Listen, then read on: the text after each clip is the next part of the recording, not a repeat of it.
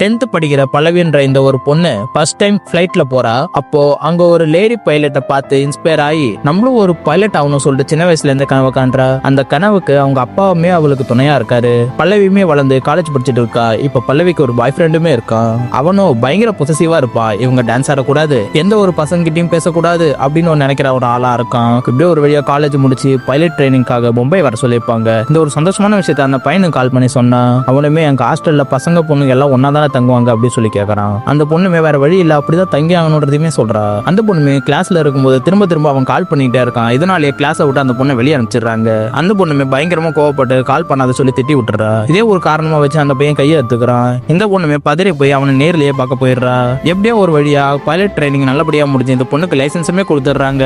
இதனாலேயே அங்க படிக்கிற எல்லாருமே ஒன்னா டின்னர் சாப்பிடலாமேன்ட்டு பிளான் பண்றாங்க. அந்த டைம்ல அவங்க அப்பா கால் பண்ணும்போது நான் ஃப்ரெண்ட்ஸ் கூட வெளியில இருக்கேன்னு சொல்லிட்டு போனை வச்சிடறா. ஆனா அந்த பையன் கால் பண்ணும்போது சொன்னா தப்பா எடுத்துக்க போறான்றதுனால எனக்குமே ரொம்ப டயர்டா இருக்கு, நான் தூங்க போறேன்னு சொல்லிட்டு போனை கட் பண்ணிடுறா.